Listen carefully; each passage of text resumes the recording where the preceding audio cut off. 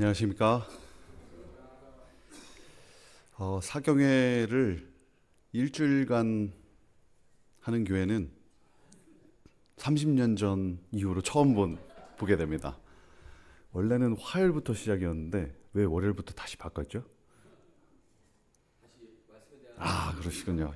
이 열정이 이 정도면 벌써 하나님 나라가 이곳에 임하셨을 줄 믿습니다.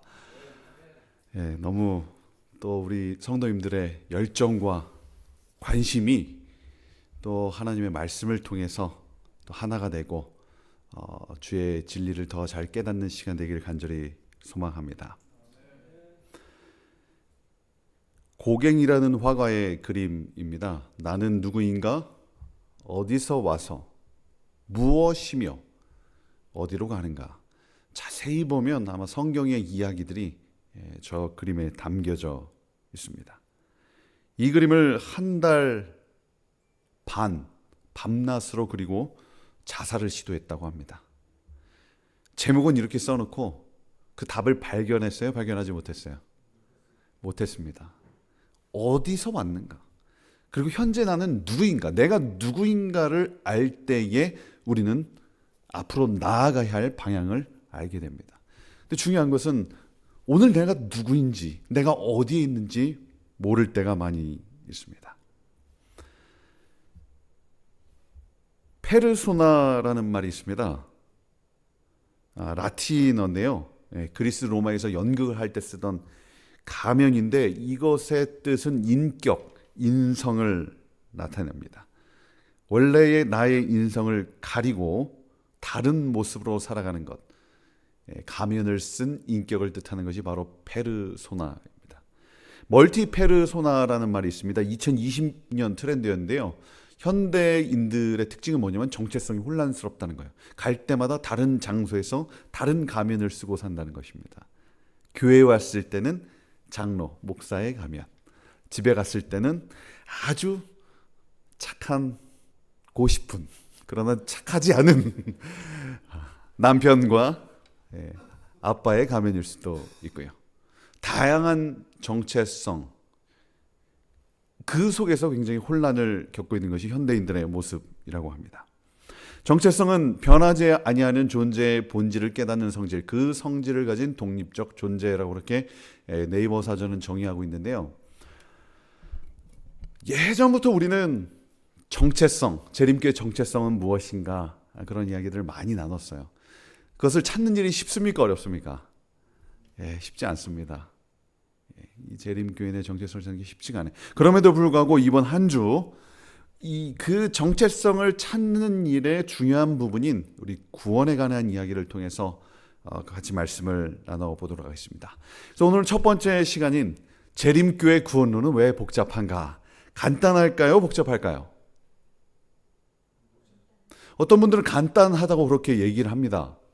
구원은 간단하다. 주 예수를 믿으라. 그리하면 너와 내 집이 구원을 얻으리라. 쉽지 않습니까? 제가 이 구원론에 관해서 논문을 쓴다고 그랬더니 어떤 목회자 분께서 뭐 쓸 게 있나? 맞습니다. 그 이야기도 충분히 이해할 수 있는 이야기예요. 생각보다 구원의 진리는 우리가 생각하는 것보다 간단할 수 있어요. 근데 또 다른 측면에 들어가면 굉장히 복잡하고 과연 구원이 무엇인가 이런 고민을 하게 될 때가 있습니다. 율법을 지켜야 구원을 받는다. 맞아요? 틀려요?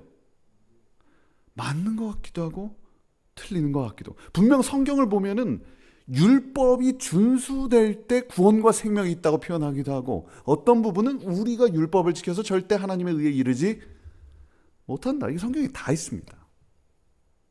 그래서 이제 종교교육의 모토인 오직 뭡니까? 믿음. 오직 믿음. 믿음으로 구원받는다. 또 하나 이제 재림교회 구원론에 관한 비판은 뭐냐면 조사 심판은 복음적이지 않다. 이 우리 재림교회가 가진 구원론의 특징이 그냥 믿어서 구원받는다가 아니라 이게 마지막 심판에 가면 뭘로 심판을 한대요? 믿음으로 심판한대요? 행함으로 심판한대요? 분명하게 표현하고 있습니다. 우리의 행함을 가지고 이 사람이 구원받았나 구원받지 못할 사람인가 이것을 심판한다고 이야기를 합니다. 그러다 보니까 앞에와 뒤에가 잘 맞아요, 안 맞아요? 믿음이랬다가 뒤에가 땐 행함이었다가 어쩔 땐 율법과 상관없이 예수님을 믿어서 구원받는다고 이야기하다가 굉장히 복잡할 때가 많이 있는 것이죠. 그리고 또 어떤 분들은 죄 없는 완전은 가능하다. 우리 한국 재림교회는 이런 분들이 많지는 않습니다. 그러나 미국 재림교회는 여전히 저 말을 주장하는 분들이 있습니다. 제가 신학과 4학년 때 누가 진리를 말하는가라는 책을 열심히 읽었던 기억이 있습니다. 한국말로는 누가 진리를 말하는가, 영어로는 Who's Got the Truth라는 책인데요. 4명의 유명한 재림교회 목회자와 학자들이 구원론에 관해서 자기의 주장을 나타낸 그런 글입니다. 저는 저 책을 읽고 4명의 주장이 뭐가 틀리지? 나쁜 이야기합니까? 다 좋은 이야기합니까? 우리 저 책 읽어보신 분 계세요? 저 번역한 분이 저희 작은아버지인데 박희만 목사님이라고. 사실 저도 별 관심은 없었는데 저희 작은아버지가 번역을 해서 사인을 해서 주셨어요. 그래서 이제 신학과 4학년 때 저 먼지 묻은 장롱 속에서 저 책을 꺼내서 읽었던 기억이 납니다. 중요한 거는 뭐가 다른지를 모르겠다는 것입니다. 근데 제가 지금 쓰는 논문에 저 4명의 학자들이 다 나와 있는데요. 확연하게 다릅니다. 문제는 이런 다양한 관점들이 우리 성도님들 뿐만이 아니라 목회자 혹은 학자들 사이에서도 일치하지 않고 있다는 사실이죠. 그래서 어떻게 보면 우리가 헷갈리는 게 당연할 수도 있다는 것입니다. 그러나 여기서 끝나는 게 아니라 우리는 이 재림교회 구원론의 역사를 살펴보면서 좀 더 명확하게, 좀 더 클리어한 그런 길들을 찾아보도록 하겠습니다. 그렇기 위해서는 우리가 재림교회 신학의 발전과 구원론의 역사를 좀 살펴볼 필요가 있습니다. 자, 재림교회에서 가장 중요한 사건은 무엇입니까? 가장 중요한 연도 1800? 제가 지난주까지 그 벨리교회 전현우 목사님이 담임하시는 벨리교회의 순서를 하고 왔는데요. 그 교회 비밀번호를 말하면 안 되는데. 자, 저도 모르게 죄송합니다. 자, 생략하고요. 재림교회 제일 중요한 숫자는 1844입니다. 오늘 저녁에 전현우 목사님께 전화를 드려서 비밀번호 바꾸라고 그렇게 연락을 드리도록 하겠습니다. 1844년입니다. 밀러를 중심으로 해서 예수님의 재림을 기다렸어요. 이 재림을 기점으로 신학이 형성되기 시작해요. 그래서 우리가 이 장면을 이해할 필요가 있습니다. 재림을 기다리다 실망한 분들은 크게 두 무리로 나뉩니다. 크게.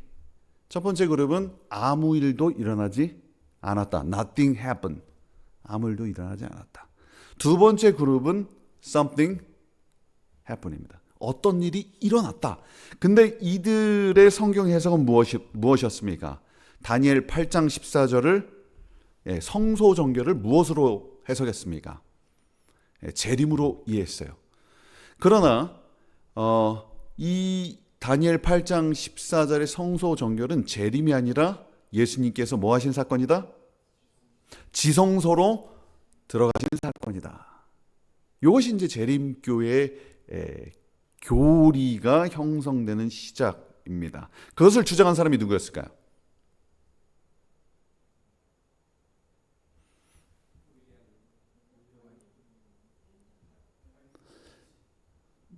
이제 크게 말씀하시면 창피할까봐 좀 작게 말씀해 주셨어요. 그 옥수수밭 지나가는데 예수님께서 성소에서 지성소로 들어가는 장면을 보죠. 그걸 본 사람이 누굴까요? 하이람 에디슨. 근데 그거는 지성소 기별의 핵심되는 이야기는 아니었던 것 같아요. 그 이야기를 글로 쓴 사람이 누구냐면 O.R.L. 크로지오입니다. 우리가 잘 모르는 분인데요. 요 분의 이름은 사실 요 분이 쓴 책은 굉장히 중요합니다. 예수님께서 재림하신 것이 아니라 성소에서 지성소로 들어갔다라는 것을 책자로 쓰게 됩니다. 하이람 에디슨과 그 의사였던 한이라는 의사가 그것을 지원해줘서 크로지아가 그것을 잘 책자로 쓰게 됩니다. 자, 지성소 기별이 이제 시작이 되었고요. 그 다음에 또 어떤 기별이 발전할까요? 안식일입니다. 안식일의 사도하면 누굽니까? 우리가 잘 아는 조셉 베이지, 캡틴, 선장이었죠. 이미 화이트 부인께서 건강계시를 받기 전부터 건강개혁의 삶을 살았던 재림교회의 가장 중요한 지도자 3명 중에 1명. 재림교회 3대 지도자 누굴까요? 초창기 엘렌 지 화이트, 조셉 베이츠, 제임스 화이트입니다. 그 중에 제가 생각했을 때 가장 영향력이 초창기에 컸던 분은 조셉 베이츠입니다. 왜 그러냐? 안식일을 발견했는데요. 그것을 무엇과 연결시킵니까? 지성소와 연결시켜줘요. 자, 처음에 이 재림교회가 가졌던 것은 다니엘 요한계시록 해석이에요. 다니엘 계시록을 해석을 통해서 재림이 곧 임할 것이다 라는 그 배경 속에서 지성소 기별을 발견하고 그 지성소 안에다가 뭘 집어넣습니까? 안식일을 집어넣어요. 하나님의 인, 이 안식일은 뭐다? 하나님의 인이다. 하나님의 이들 받을 사람들은 바로 남은 물이고 우리가 그 사명을 가져야 한다라고 조셉 베이츠가 주장을 합니다. 그러다 보니까 궁극적으로 구원에 관한 이야기가 어떻게 형성이 되죠? 이렇게 주장합니다. 안식일 준수가 영혼을 성화시키고 구원한다. 안식일 준수자와 신자들 외에는 아무도 이 인으로 인침받을 수 없으며 심지어 그들 중에서도 지정된 시간에 안식일을 거룩하게 지키지 않으면 많은 이들이 실패할 것이다. 우리 조지 나이트 교수님의 책에 보면 1844년부터 1880년대까지는 재림교회적인 교리들이 발전했다라고 그렇게 기록하고 있습니다. 재림교회적인 것들에만 집중하니까 원래 기독교적인 것에 대해서는 약간 무관심하게 됩니다.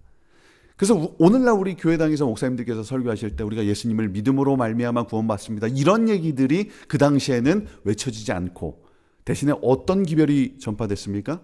우리가 하나님의 인을 받을 때 그것은 바로 안식일을 지키는 것이고 그것이 남은 백성입니다. 그래서 안식일을 지켜야 구원을 받는다.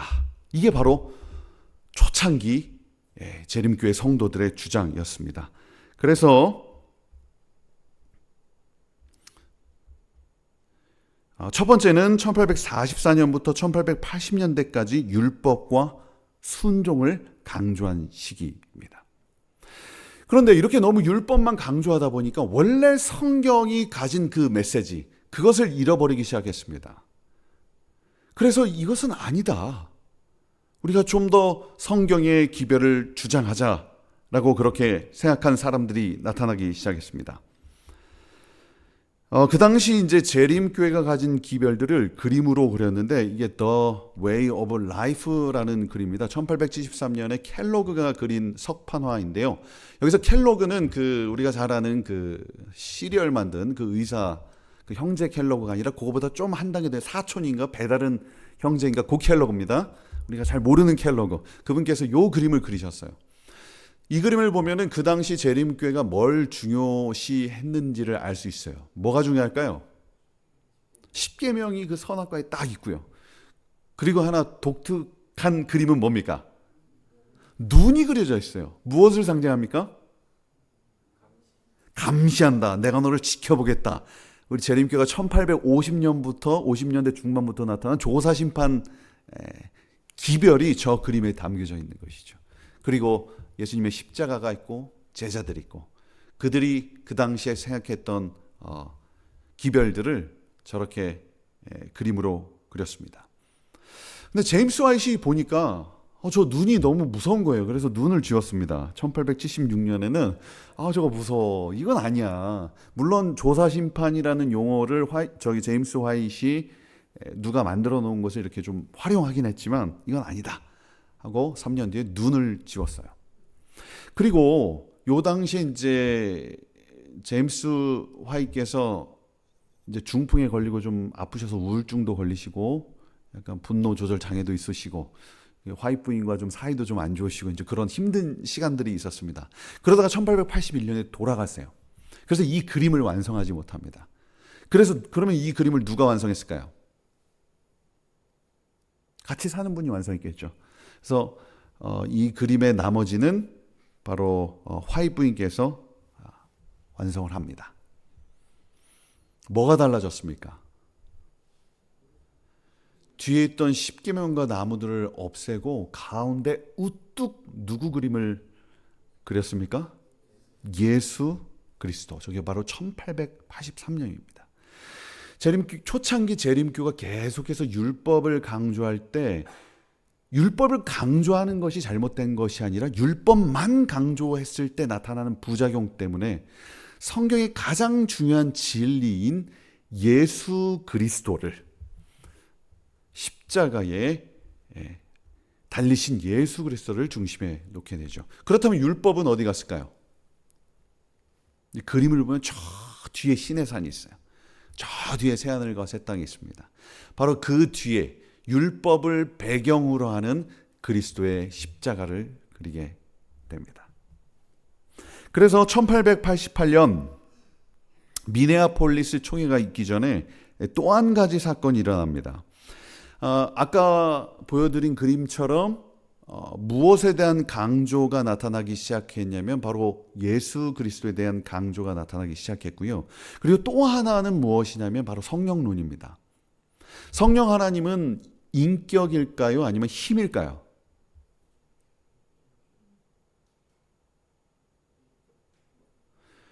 그 당시 지도자들은 성령을 힘으로 그렇게 기록했습니다. 그래서 대명사를 쓸 때도 그분이라고 기록하지 않고 그것이라고 그렇게 기록을 했어요. 그래서 1880년대 전에 있는 글들을 살펴보면 재림교인들은 우리의 성화가 무엇을 통해서 일어나죠? 우리를 마음을 바꾸시는 분? 성령 하나님입니다. 그것에 대한 강조가 거의 나타나지 않습니다. 그런데 1890년대에 화이트 부인께서도 성령 하나님이 인격인지 아니면 힘인지 나는 정확하게 알지 못하겠다라는 글이 있습니다. 1990년대 초반에. 그러다가 생애의 빛 1893년에 화이트 부인께서 분명히 말씀하십니다. 성령은 인격을 가지신 하나님이다. 그러면서 생애의 빛과 시대의 소망에 드디어 성령 하나님을 인격을 가진 하나님으로 묘사를 하면서 급속하게 무엇에 대한 강조가 늘어났을까요? 성화, 변화됨, 그리고 그 변화를 일으켜 주시는 성령 하나님에 대한 강조가 1890년대부터 화이트 부인의 글에도 엄청나게 쏟아지죠. 그래서 우리가 성령 하나님을 어떤 분으로 믿고 따르냐에 따라서 뭐가 달라지는 것입니까? 우리의 성화론이 달라지는 것이죠. 성령 하나님은 살아계신 하나님이고 우리의 마음 가운데 오셔서 우리를 바꾸시는 하나님이라는 것을 재림교인들이 깨닫기 시작했던 것이죠. 그러나 이 문제가 금방 끝나는 것이 아니라 1915년 20년경에 대해서 예수님이 하나님이신 것과 성령 하나님이 인격을 가지신 분이라는 것이 그제서야 완성이 됩니다. 즉 재림교의 많은 가르침들은요 한 번에 딱 정해진 게 아니라 시간이 흐르고 또 여러 사상들이 발전하면서 그렇게 성립된 교리들이 많이 있는 것이죠. 그래서 그리스도에 대한 관심과 성령의 인격성에 대한 깨달음을 통해서 드디어 이제 1888년 미네아 총회가 열리게 됩니다. 그 전에 우리 성화를 이루는 성령님에 대한 우리 화이트 부인의 글을 읽어보도록 하겠습니다. 성령의 역사로 말미암아 이루어지는 영혼의 성화는 그리스도의 성품이 인간 안에 심겨지는 것이다. 이는 우리 주 예수 그리스도의 은혜가 품성으로 나타나는 것이며 그리스도의 은혜가 선한 행실 속에서 적극적으로 실천되는 것이다. 이렇게 함으로써 품성은 점점 더 완전하게 그리스도의 형상을 따라 의와 참된 거룩함 안에서 변화된다. 화이트부인의 글입니다. 다시 한번 정리하면 초창기는 율법과 순종을 강조하던 시기였고요. 그 다음에 이제 1888년대에 예수님과 믿음을 강조하기 시작했습니다. 1888년 미네아폴리스 총회에서는 구세대와 신세대 간의 엄청난 격돌이 일어납니다. 구세대는 누가 있었습니까? 조셉 베이츠는 이미 돌아가셨고요. 제임스 화이트도 돌아가셨고요. 우라야 스미스, 좀 젊었던 우라야 스미스나 버틀러 대총회장 이런 분들이 이제 구세대가 살아남았어요. 근데 이분들과 강하게 대립했던 두 젊은 설교가들이 있었는데 그 두 분의 이름은 무엇일까요? 우리가 잘 아는 누구죠? 다 아는 분이다. 존스와 와그너입니다. 존스와 와그너는 무엇을 주장했습니까? 예수님을 강조했어요. 믿음을 강조했습니다. 이것을 누가 지지했어요? 엘렌 화이트께서 지지를 했습니다. 그래서 많은 사람들이 존스와 와그너의 기별이 정말 좋은 기별이고 그것이 진리다라고 그렇게 주장하는 분들이 계세요. 지금도요. 근데 이분들이 예수 믿음과 그리스도를 강조했음에도 불구하고 아주 중요한 재림교회의 분란을 일으키는 가르침을 남겨놨어요. 그것은 무엇입니까? 예수 그리스도의 인성은 타락했다. 그러나 타락한 인성을 취함에도 불구하고 성령 하나님의 능력으로 말미암아 예수 그리스도는 뭐 하셨다? 승리하셨다. 완전하셨다. 고로 누구도 우리도 예수님과 같이. 그래서 예수님이 모본입니다. 그러니까 예수님의 속죄, 예수님이 우리의 죄값을 치르는 이것을 강조하는 것이 아니라 예수 그리스도가 모본인 거예요. 그래서 이분들의 속죄로는 뭐냐면 모본. 그래서 우리도 예수님과 같아질 수 있다. 어디까지 같아질 수 있냐? 예수님이 죄가 없으셨던 것처럼 영어 표현으로 sinless라고 표현하죠. 그 sinless perfection이 우리에게도 가능하다라고 A.T. 존스와 와그너는 그렇게 주장합니다. 그래서 사실 우리 재림교회 안에 있는 그 완전주와 율법주의는 예수 믿음과 예수님을 강조했던 누구로부터 시작된 거예요? 존스와 와그너로부터 시작된 거죠. 요 지점에서 우리가 잘 모를 때가 있습니다. 그런데 우리가 마지막 세대 신학 말고 1888 커미티라는 분들이 또 계세요. 이제 그분들의 주장은 뭐냐면 예수님이 오시지 않는 이유는 뭐냐면 우리가 1888년 존스와 와그너의 기별로 돌아가지 않았기 때문이다 이렇게 주장하는 분들이 계세요. 그 본부가 어디에 있냐면 지금 앤드루스 대학교 바로 지나가다 보면은 그 간판이 아직도 있어요. 그렇게 주장하는 분들이 미국에는 많이 계십니다. 존스와 와그너 굉장히 우리 교단에 아주 좋은 영향력을 여러 부분에서 좋은 영향을 끼치기도 했지만 부정적인 요소를 남겼습니다. 결국 이 두 분은 재림교회를 떠났습니다.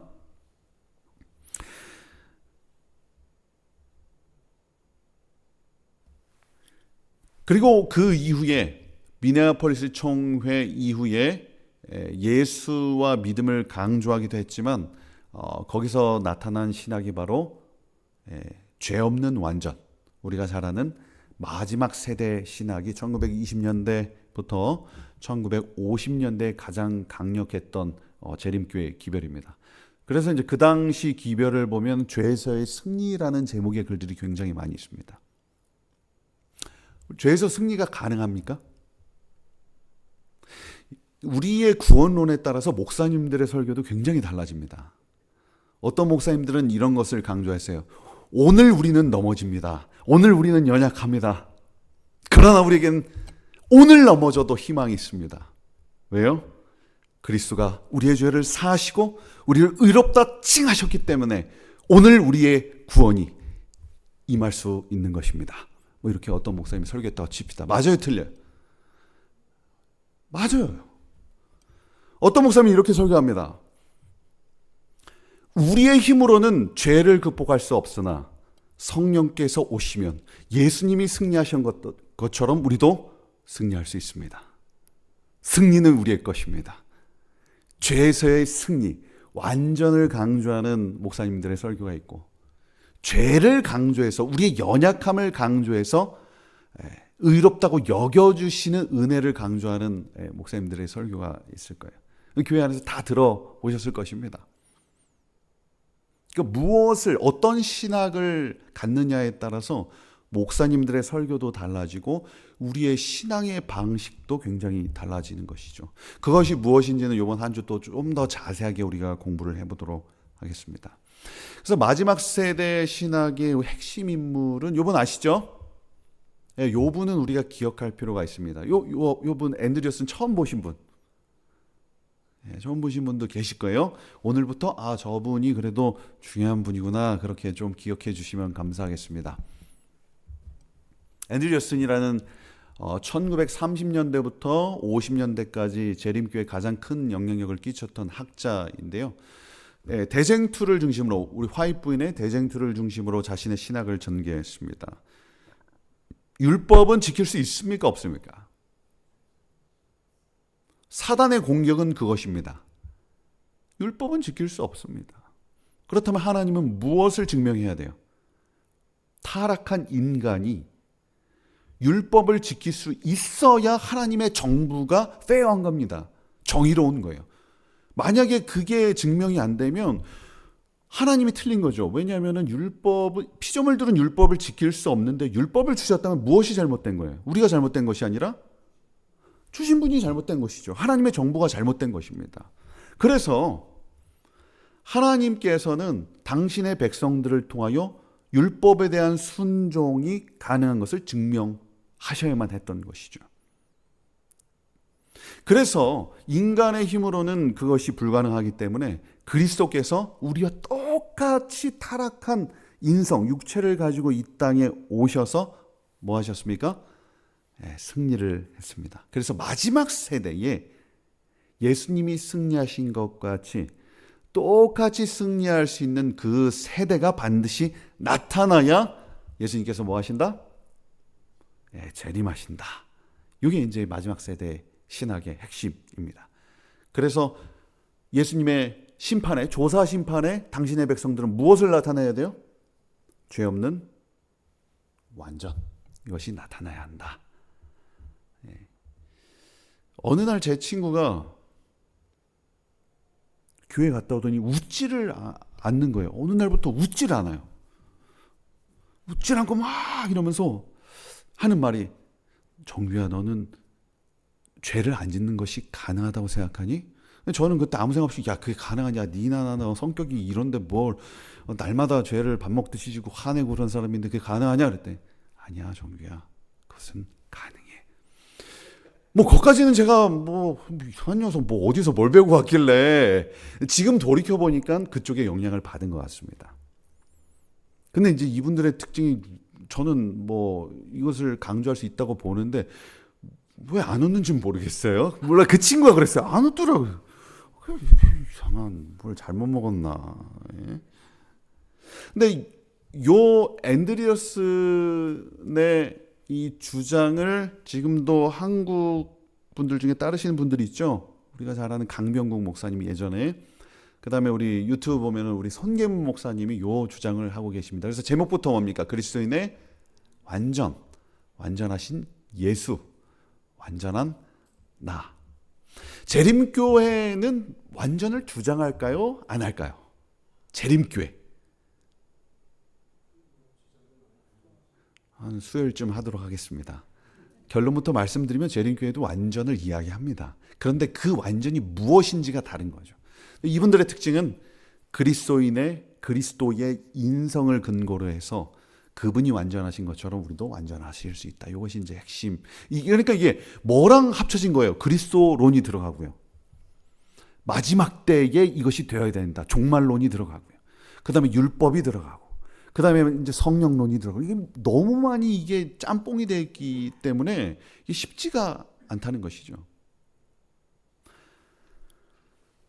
앤드루스 대학은 저분들에 대해서 끊임없이 반대를 해왔어요. 그래서 조지 나이트 교수님도 저런 책을 쓰시고 최근에 가스 캐릭터라는 책을 통해서 왜 라스트 제너레이션이 틀렸는지를 앤드루스의 그 학자들이 쫙 계속해서 설명을 하고 있습니다. 근데 제가 미시간에 있잖아요. 미시간에 어느 날 체육관에 갔어요. 교회 체육관에 갔는데 거기 책자가 있더라고요. 제목이 흰색인데 The Last Generation Theology. 그래서 저는 당연히 교회 안에 이 소책자가 있으니까 뭐라고 생각했을까요? 마지막 세대 신학을 반대하는 어떤 그런 책자겠거냐 이렇게 안을 펴봤습니다. 그랬더니 Sin is perfection is possible 이렇게 딱 써있더라고요. 야, 이건 도대체 뭐냐. 미시간 앞에는 아직도 존재하고 있습니다. 그리고 한때 미시간 앞에는요, 앤드루스에서 공부를 한 목회자들 받지 않았다고 합니다. 제가 지도 교수님부터 들은 이야기예요. 앤드루스에 가면 무슨 신학을 배우는 거예요? 저걸 신신학이라고 표현하죠. 신신학. 새로운 신학의 영향을 받아서 원래 가졌던 정통적인 재림교의 구원론이 망가졌다, 타락했다, 그렇게 교단을 비판하고 있습니다. 그것이 언제 화산처럼 폭발했냐면 바로 1957년. 요 책 아시죠? 요것도 기억하셔야 됩니다. 요거 이제 나중에 제가 시험 문제 내면 이게 주관식으로 나오는 답을 쓰셔야 돼요. 재림교의 역사상 가장 큰 논란과 혼란을 주었던 책이 바로 저 책이 아직까지 정해가지고 논쟁이 되는 것입니다. QOD에서는 Questions on Doctrine, 교리에 관한 질문들은 저 완전주의에 대한 것을 아주 반대 이야기를 하죠. 저 책은 어떻게 해서 탄생했습니까? 우리가 잘 아는 교회 지도자들과 복음주의자들, 우리가 잘 아는 마틴과 바나우스 이 출판사 사장님들과 이야기를 하면서 이 사람들은 재림교회가 이단이다라고 얘기했을 때 아니다, 그것은 오해다. 우리는 예수님이 타락했다고 믿지 않는다. 예수님의 인성은 sinless, 죄가 없으신 분이다. 그리고 우리는 완전해야지 구원받는다고 주장하지 않는다. 우리는 그 믿음으로 순종할 때에 하나님의 은혜로 구원을 받는다. 그런 주장을 하게 됩니다. 그래서 그리스도의 인성은 죄 없는 인성이다. 율법에 대한 강조가 열매로서의 강조이지 구원은 하나님의 은혜에 오직 믿음으로 받는 것이다. 이것 외에 몇 가지가 있는데 구원론의 관점에서 이야기하면 이제 이런 것들이 이야기가 될 수 있습니다. 뭐에 대한 반작용이에요? 교단 내에서는 죄 없는 완전을 주장하니까 외부에서는 이단이라고 비판을 하는 그 사이에서 중간 지점을 찾으려는 교회 지도자들의 노력이었습니다. 이 책이 출판돼요. 엄청나게 많은 부수가 이제 교단의 지도자들에게 교회에 배포가 됩니다. 이 책을 보고 굉장히 화난 사람이 있었는데 누구였을까요? 앤드리어스는 정말 화가 나요. 이거는 타락했다. 이것은 우리 교회의 배도다. 그러면서 이제 교회 지도자들, 그때는 이미 앤드리어슨 목사님이 은퇴를 하신 이유죠. 굉장히 이제 나이가 좀 드셔가지고 좀 연세가 드셔서 자기 주장을 잘 못하고 있을 때였는데, 그래서 이제 교단의 지도자들과 큰 충돌이 있었고 결국 앤드리어슨 목사님은 이제 교단에서 제명을 당합니다. 물론 나중에 돌아가시기 전에 다시 지도자들과 화해를 하고서 그 목사 신임서를 돌려왔습니다. 그 이후로 QOD를 지지하는 세력과 반대하는 세력으로 교단은 나누어지게 되죠. 그래서 뭐라고 비판합니까? QOD를 믿으면 저건 신신학이다. QOD를 반대하는 세력은 저쪽에서는 완전주의자들이다. 그렇게 서로를 비판합니다.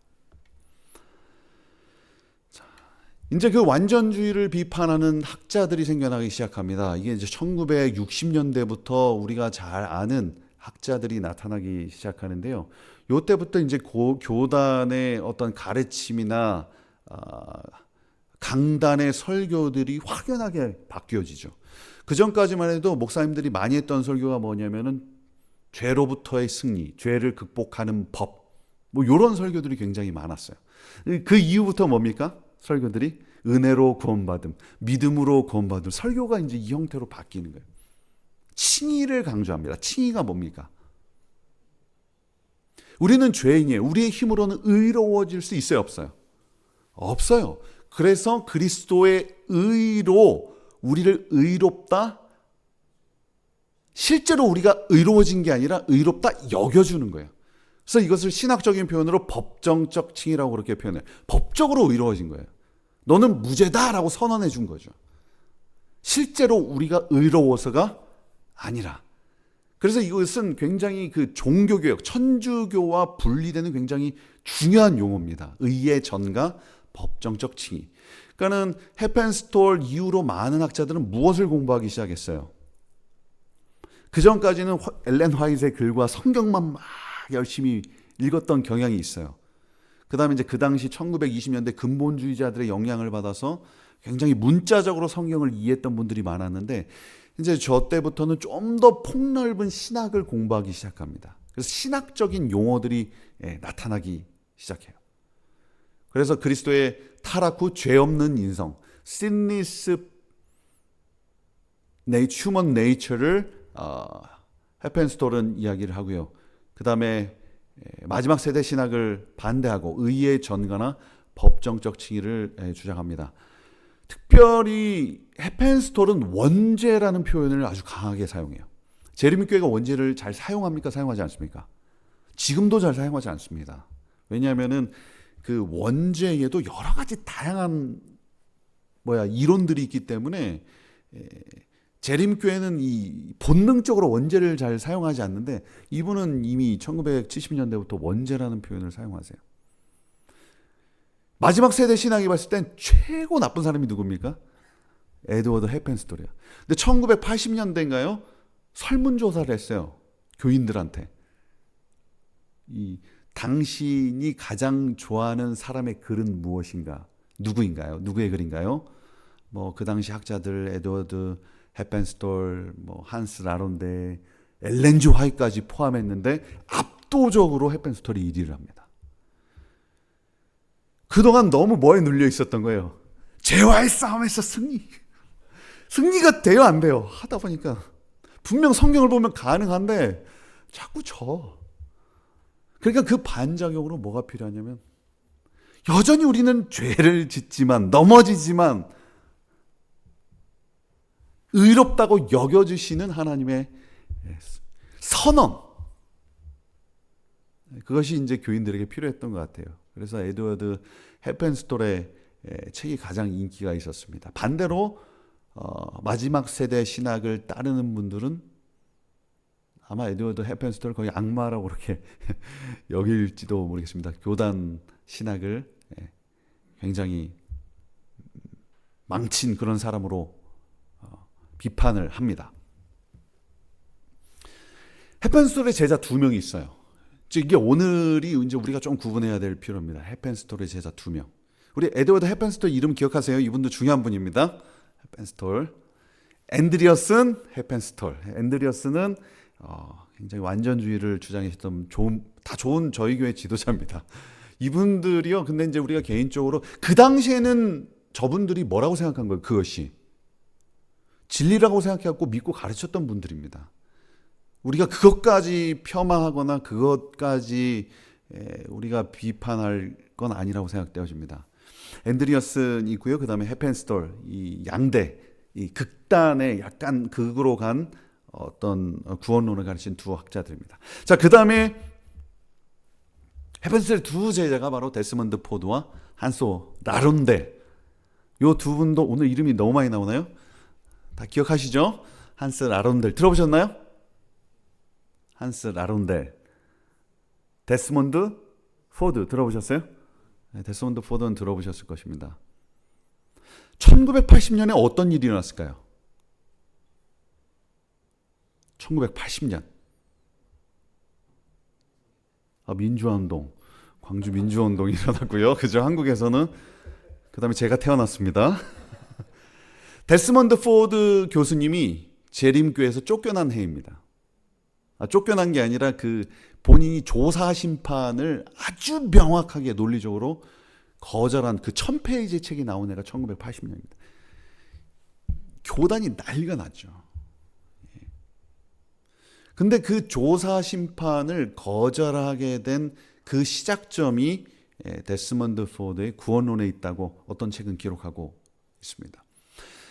저 둘은 두 분 다 이제 완전주의를 반대합니다. 라스트 제너레이션, 마지막 세대 신학의 반대쪽에 있는 두 분이에요. 두 분 다 저쪽은 호주, 왼쪽에 포드는 호주 분이고 라론델은 앤드루스에서 가르쳤던 분이죠. 그리스도의 타락한 인성도 반대했고요. 그 다음에 법정적 칭의, 하나님께서 우리를 그리스도의 의로 의롭다 여겨주시는 이 칭의도 강조를 합니다. 근데 둘이 미세하게 다른데요. 한스 라론델은 믿음으로 말미암는 의가 뭐냐고 질문했을 때 칭의와 성화, 우리를 의롭다 여겨주시는 것뿐만이 아니라 그분의 의는 우리를 뭐 하신다? 바꾸신다까지를 포함하고 있어요. 그래서 칭의와 성화를 이 언약의 관점으로 그렇게 설명하시려고 노력을 했습니다. 그리고 영적 성숙으로서의 완전, 죄 없는 완전은 반대했지만 분명하게 완전을 찬성했죠. 그리고 심판에서도요, 칭의의 증거로서 성화가 얼마나 중요한지도 말씀하셨어요. 이게 뭔지는 우리가 또 수요일이나 목요일에 다시 한번 이야기를 나누도록 하겠습니다. 오늘은 서론이기 때문에 뭔 소리야 이렇게 생각하실 수도 있지만 좀 더 자세하게 다음 시간에 공부를 하도록 하겠습니다. 이게 이제 라론데일의 주장이었어요. 근데 포드는 뭐가 다르냐면 구원의 모든 것을 뭐에 맞춥니까? 칭의에 맞춰요. 왜냐? 우리는 아무리 거듭났어도 여전히 우리 안에 무엇이 있습니까? 죄가 있습니다. 저도 앤드루스에 이제 제가 목회를 할 땐 그렇게 나쁜 사람인 줄 몰랐어요. 늘 성도님들을 섬기고 기도도 하고 그래서 굉장히 화도 안 내고 가정에서도 화도 안 내고 굉장히 좋은 사람이었어요. 분명 저는 괜찮은 성화된 사람이었어요. 근데 이제 베리언에서 이제 공부만 하고 그 도서관 좁은 데서 책만 자꾸 보다 보니까는 구원론 공부하는데 뭐는 자꾸 없어져요. 구원이랑은 점점 멀어지는 제 자신을 발견하게 되었습니다. 아들이랑 대할 때도 아들이 잘못하면은 예전 같으면은 엄하게 슈야 그러면 안 돼 이렇게 얘기했는데 지금은 막 화를 내는 거죠. 막 너 왜 그래? 뭐가 나와요 제 안에? 화가 많아요. 사람이 화가 많아. 이게 가진 게 넉넉하고 이렇게 풍요로우면 사람이 너그러워지는데 뭔가 빨리 이걸 해야 되니까 이게 스트레스가 많아지다 보니까 그 스트레스를 가족들에게 푸는 제 모습을 발견하게 됩니다. 연약하다는 거죠. 데스몬드 포드의 핵심은 그거예요. 우리가 거듭났지만 여전히 뭐가 있습니까? 우리 안에 죄성이 남아있다. 그래서 어떤 우리의 성화, 어떤 우리의 의로운 행동도 인간의 의로운 행동은 절대 100% 완전히 이루어질 수 없다라는 거예요. 그래서 성화는 매우 중요하다. 칭의, 예수님께 용서를 받은 사람에게는 반드시 성화가 나타나지만 그 정도로 성화가 중요하지만 구원을 결정하는 데 있어서는 성화는 부차적이다. 칭의가 핵심인 거예요. 그래서 믿음으로 말미암는 의는 오직 칭의다. 그리스도의 십자가의 용서다. 의롭다고 선언하는 게 핵심. 이게 이제 어디까지 가냐면 심판에서도 그럼 뭐가 핵심입니까? 분명 성경에는 우리의 행함으로 심판한다라고 기록해 있습니다. 근데 그것은 우리의 구원을 결정하는 것이 아니라 우리의 상급, 어떤 사람은 큰 상을 받고 작은 상을 받기 위한 심판이지 우리의 구원을 결정하지는 않는다. 이미 우리는 뭐 됐다? 의롭다가 칭함을 받았기 때문에 심판에서 우리는 용서를 받고 구원함을 받을 수 있다. 이게 이제 데스몬드 포드의 주장입니다. 맞아요, 틀려요? 맞는 것 같기도 하고, 틀린 것 같기도 하고. 그리고 데스몬드 포드는 완전을 반대합니다. 그래서 불완전 성화를 주장해요. 그래서 믿음, 오직 믿음은 칭의를 이루는 것이지 믿음을 가지고 성화를 이루진 않아요. 성화는 우리의 의지가 들어가고 노력이 들어가기 때문에 구원에는 포함이 되지 않는다, 이렇게 주장을 합니다. 저는 데스몬드 포드가 개인적으로 틀렸고 한스 라론데일이 맞다고 생각을 했어요. 근데 제가 앤드루스 와서 충격을 받은 건 저를 가르치는 구원론 교수님이 데스몬드 포드의 주장이 맞다라고 이야기를 하더라고요. 저에게는 엄청난 충격이었어요. 제가 지난 10년간 읽었던 개신교의 책들도 저걸 틀렸다고 요즘에 얘기하거든요. 저 주장은 누구의 주장이랑 비슷하냐면 개혁주의, 그러니까 우리가 장로교회라고 얘기하죠. 장로교회가 좀 작은 단위고요. 그거보다 좀 폭넓은 보수 개혁주의 칭의론. 우리 장로교회가 저희들 맨날 율법주의라고 얘기하잖아요. 이거는 주님 오실 때까지 바뀌지 않아요. 왜냐하면 화이트부인의 글에는 라론데일이 주장했던 것처럼 완전과 저런 심판에서의 성화가 중요하다, 이런 표현이 담겨져 있기 때문에 그분들이 봤을 때는 이건 반드시 뭐냐면 인간의 행함이 들어간 것이에요. 그래서 구원이 아니다라고 생각하는 선입견이 있기 때문에 장로교회 보수 개혁주의는 주님 오실 때까지 우리를 율법주의라고 비난할 수밖에 없다는 것이죠. 우리가 아무리 얘기해도 안 돼요. 그분들은. 왜냐하면 요 주장이랑 거의 흡사합니다. 물론 이제 장로교회는 예정론까지 가지만 데스몬드 포드 교수님은 예정론을 주장하진 않아요. 저게 이제 역사를 살펴보면 멜랑히톤이라는 그 말틴 루터의 가장 친한 친구, 종교개혁을 일으켰던 정말 좋은 종교개혁자, 화이트부인도 굉장히 좋게 기록을 하는데 신학적으로 살펴보면 거의 비슷합니다. 이제 그분의 역량이에요. 그래서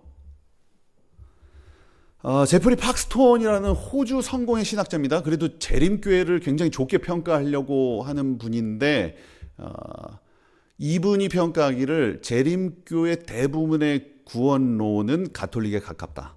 그러나 종교개혁, 개혁주의, 이 복음을 회복시킨 사람은 데스몬드 포드밖에 없다. 딱 이렇게 평가를 했습니다. 한스 라론델은 완전주의는 아니에요. 완전주의를 반대했으나 뭐에 가깝다? 로마 가톨릭에 가깝다. 이렇게 평가를 했습니다. 요 지점에서 우리가 라스트 제너레이션은 다 반대하잖아요. 근데 요 지점에서 또 나뉘어지는 겁니다. 그래서 데스몬드 포드 계열의 학자들이 게르하트 판넬, 저 호주에 있는 분이고요.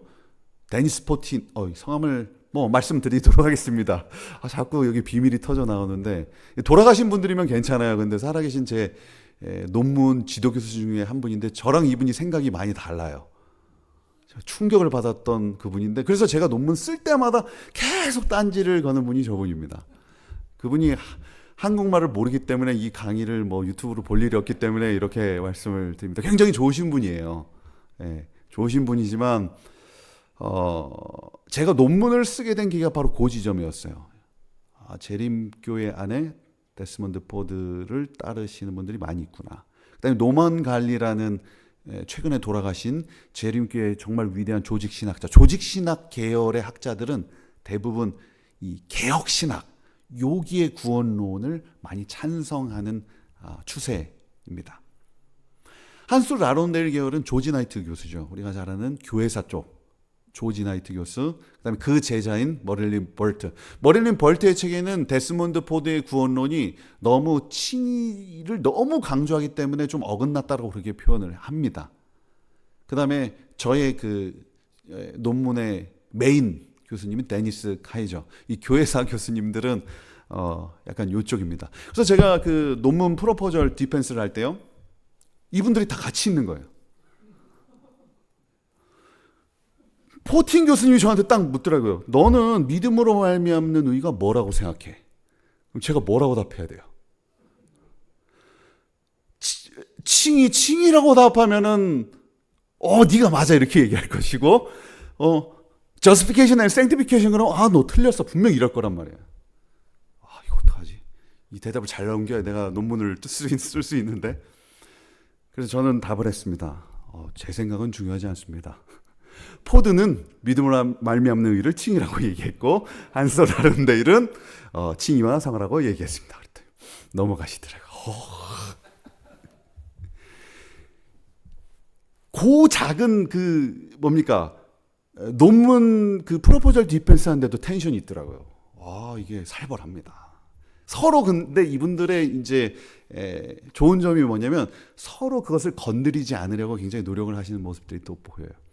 그리고 제가 만나는 친구들이나 목회자들이나 공부를 하신 분들과 얘기를 해보면 분명하게 두 그룹으로 나뉘어집니다.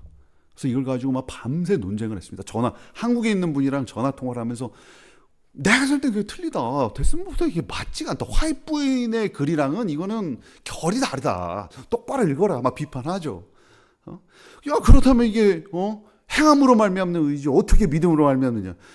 믿음이 뭔데? 이러면서 이게 싸움이 되는 거예요. 그러니까 학자들 사이에서도 이렇게 복잡한데 쉽지가 않은 거죠. 그리고 이 논쟁은 지금도 지속된다라고가 제 논문의 서론입니다.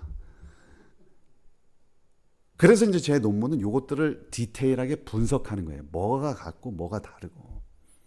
근데 제가 결론을 한스 라론데일, 조지 나이트가 화이트 부인의 글과 거의 비슷합니다. 이렇게 결론을 낼 수 있을까요? 없을까요? 이렇게 썼다간 저기 데니스 포틴 교수님이 이 논문은 통과될 수 없어 하고 이제 졸업장을 안 주기 때문에 그렇게 쓸 수는 없지만 제 개인적인 견해로는 조지 나이트 교수나 한스 라론델이 재림교회 구원론의 기준을 화인 여사라고 했을 때는 가장 비슷합니다. 그리고 화인 여사의 구원론은 누구의 구원론과 가장 비슷하냐면 웨슬리의 구원론과 가장 비슷하죠. 데스몬드 포드 계열은 그 종교 개혁자들이 주장하는 그 주장이랑 비슷한 거고요. 자, 정리를 하면 이렇습니다. 다시 한번 복습을 하면 초창기는 율법 준수의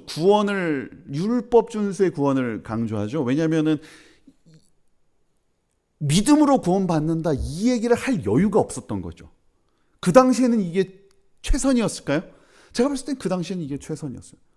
조셉 베이츠는 평생 율법주의자로 살다가 죽었어요. 그럼 구원받지 못할까요? 제가 봤을 땐 주님께서 오실 때 조셉 베이츠, 캡틴 베이츠 잘하였다다. 착하고 충성된 종아. 자신의 모든 삶과 모든 시간과 모든 것을 바쳐 당신의 교회를 위해 삶을 바쳤던 조셉 베이츠의 구원을 함부로 평가할 수는 없다는 것이죠. 비록 그가 강조했던 율법 준수, 율법주의 구원이었지만 말이죠. 두 번째, 이에 대한 반작용으로 예수님과 믿음을 강조하기 시작했습니다. 그러나 존스와 와그너의 믿음 강조가 약간 변질되어서 뭐가 나타났습니까? 죄에 대한 승리와 죄 없는 완전, 이것에 대한 강조가 1920년부터 50년까지 이루어졌고요. 1950년 이후는 혼란의 시기입니다. 언제까지? 2025년까지. 칭의를 강조하는 목회자들이 계시고요. 칭의와 성화를 조화시키려고 노력하는 분들도 계시고요. 근데 저 칭의와 성화를 좋아한다는 표현이요, 굉장히 신학적으로는 위험한 표현일 수 있어요. 저렇게 표현하는 순간 가톨릭적이다라고 비난을 받아요. 우리 신앙생활은 사실 아무 문제가 없잖아요. 굉장히 보기 좋잖아요. 근데 신학적으로는 저게 문제가 있을 수 있는 표현이기 때문에 비판을 받는 것이죠. 자, 복잡한 이유. 한 번에 이게 딱 형성된 게 아니라 재림교회 역사 이 100년 동안 차근차근 변화되면서 여러 교리들이, 가르침들이 짬뽕이 되면서 만들어졌다는 것입니다. 우선 예언서를 기초로 해요. 다니엘 계시록을 기초로 해서 그 다니엘 계시록을 기초로 해서 우리 재림교인들의 경험을 그 안에 넣어버려요. 입에는 다나 배에는 쓰다. 1844년이라는 숫자는 사실 재림교회만 가진 숫자예요. 여기서 시작하기 때문에 우선 복잡합니다. 그리고 재림교회 구원론은 우선 핵심은 뭐냐면 임박한 재림입니다. 화이트 부인의 구원론은 언제 형성이 되냐면 1844년 이전에 이미 다 형성이 돼요. 그녀의 글을 살펴보면 임박한 재림 때문에 그 재림을 뭐 해야 돼요? 준비해야 돼요. 여기서 우리의 구원론이 시작합니다. 그리스도가 지성소에 올라가서 중보 사역을 시작해요. 그리고 지성소 안에 있는 법궤, 그리고 십계명, 하나님의 인, 종말론적인 기별이죠. 하나님의 율법을 지키는 백성이 하나님의 인을 받을 것이다. 근데 우리가 놓쳤던 게 뭡니까? 제가 예전에 어떤 요양원에서 성경 공부를 했습니다.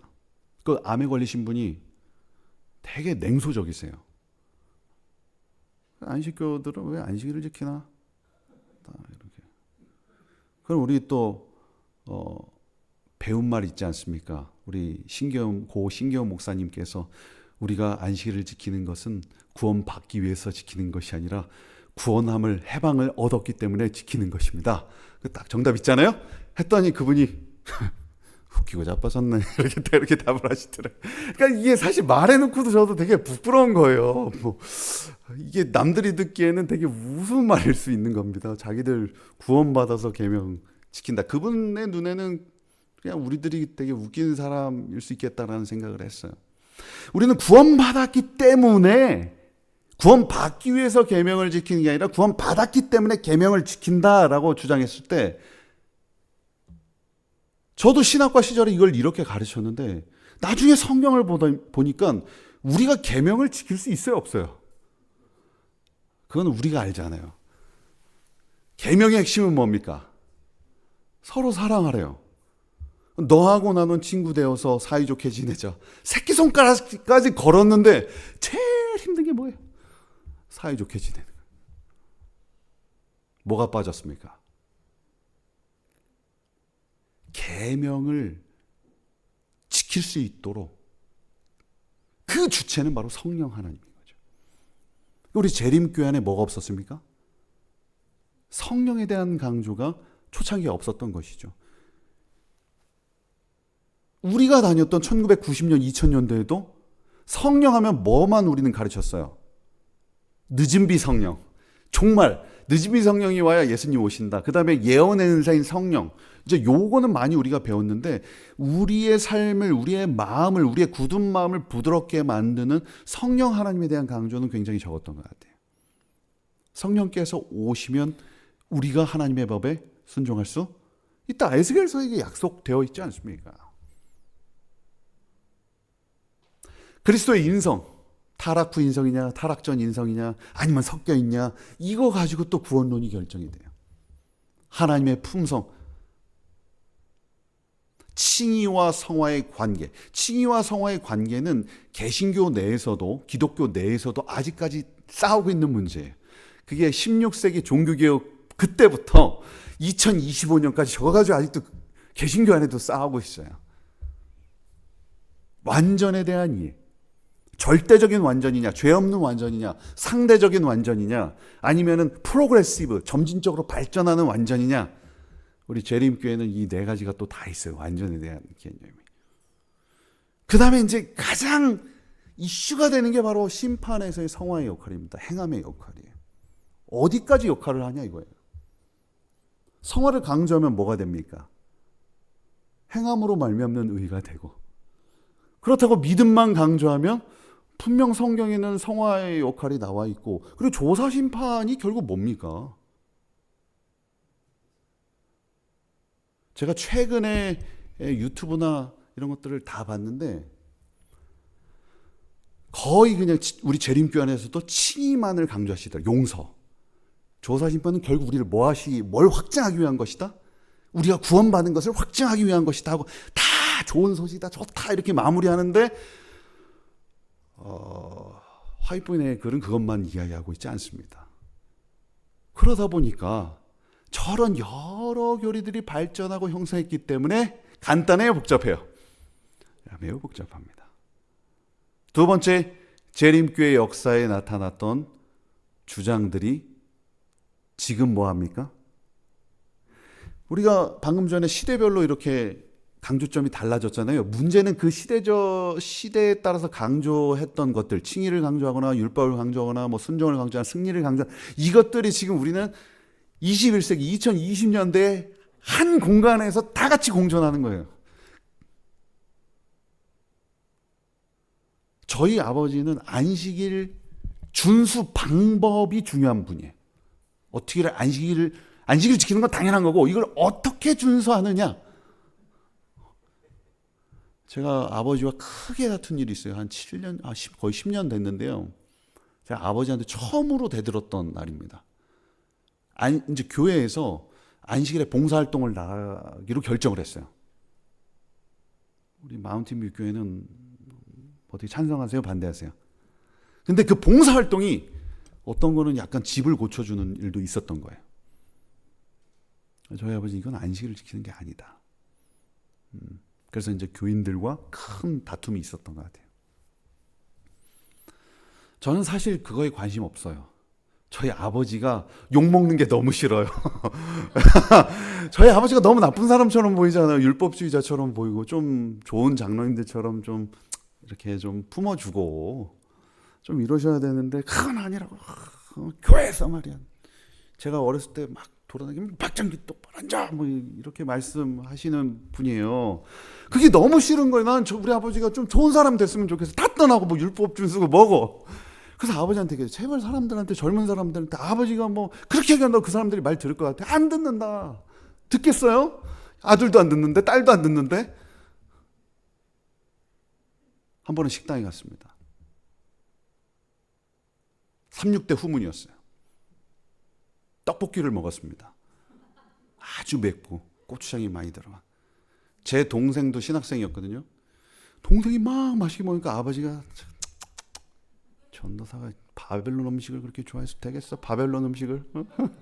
떡볶이는 뭐예요? 바벨론 음식. 저 중간에서 어떻게 했을까요? 에라 모르겠다. 나도 그냥 이렇게 막. 율법 준수의 그 방법이 중요하다고 여기시는 분들이 여전히 계신 거죠. 저는 이것이 뭐 잘못됐다라고 말씀드리고 싶지는 않습니다. 왜냐하면 그분들의 삶에서는요, 저희 세대가 절대 쫓아가지 못하는 거 한 가지가 있어요. 저희 세대는 이기적입니다. 헌신하기가 쉽지가 않아요. 그리고 칭의 강조 세대이기 때문에 그렇게 율법을 강조하는 거에 약간 반작용이 있는 세대예요. 이 세대가 우리 아버지 세대를 절대 따라갈 수 없는 한 가지, 율법주의자들 따라갈 수 없는 한 가지 뭐냐면 그분들은 자신의 삶과 자신의 재정과 인생을 하나님에게 던진 분들이에요. 그러니까 제가 그걸 평가할 수 없다는 것이죠. 그런 분들도 있고요. 1970년대, 80년대 그 칭의에 대한 강조가 삼육대학교도 들어오게 됩니다. 그래서 사실 저희 세대는요, 그 영향을 굉장히 많이 받은 세대예요. 그래서 젊은 분들의 목사님들의 설교는 저는 젊은 분들이요, 죄와의 싸움에서 승리해야 됩니다. 할 수 있습니다. 우리는 연약하지만 그분은 강하십니다. 승리를 주실 것입니다. 투쟁하십시오. 이런 설교 한 번도 들어본 적 없습니다. 김무성 목사님 하셨어요? 그런 설교? 우리는 그게 잘 못해요. 왜냐하면 그렇게 신학교육을 배운 적이 별로 없기 때문에. 그러나 이 기별이 필요해, 안 필요해요? 필요합니다. 교단에서는 사실 이제 완전주의를 주장하는 분들을 거의 한국 사회는 이제 완전히 나누어졌고요.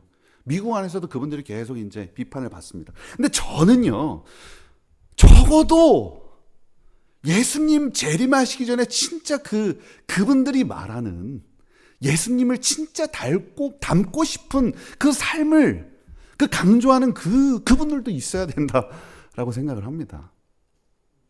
신학적으로 맞다고 동의하는 것은 아니죠. 그러나 입장을 바꿔놓고 생각하면 그분들은 평생 살아오면서 본인들이 생각한 것들 맞다고 그렇게 실천하려고 노력하는 분들이잖아요. 그분들을 정죄할 필요까지는 없을 것 같습니다. 우리는 이렇게 다 섞여 있어요. 외부 신학의 영향을 받았죠. 이단 논쟁 때문에요. 이단을 디펜스하기 위해서 어쩔 수 없이 극단적인 표현을 사용하게 되죠. 근본주의의 영향을 받았습니다. 복음주의의 영향을 받고요. 개혁주의, 특별히 개혁주의의 영향이 크죠. 그러나 신학이 발전하면서 화이트 부인의 글이 알미니우스와 웨슬리안이라는 것은 뭐 신학적으로 밝혀진 사실입니다. 이런 것들이 다 시대에 따라서 영향을 받았기 때문에 굉장히 다양한 모습으로 나타났다는 것이죠. 처음에는 신학에 관심이 없다가 신학에 대한 발전으로 교단의 관점을 조명했다는 것입니다. 한 가지 이야기만 드리면서 마치도록 하겠습니다. 전화기와 삐뿌입니다. 1990년대 후반 삐삐가 열렬 148, 282, 뭐 열렬히 35 뭐 이런 숫자들이 오면은 저 삐삐를 들고 공중전화에 가서 누가 나에게 삐삐를 쳤나 이렇게 설레던 그런 시절이 있었을 것입니다. 삐삐 다음에는 뭐가 나왔죠? 우리 핸드폰이 시티폰이라고요. 벽돌 폰들이 이렇게 나오기 시작했습니다. 처음에는 굉장히 큰 무선 전화기였다가 점점 작아져서 오늘 우리가 사용하는 스마트폰까지 이르게 되었어요. 엄청나게 급속도로 전화기가 발전했어요. 달라졌습니다. 변화했습니다. 그러나 변하지 않는 것 하나가 있어요. 그건 뭘까요? 옛날 전화나 지금 최신 아이폰 16 전화나 똑같은 게 하나 있어요. 전화 걸면 여보세요?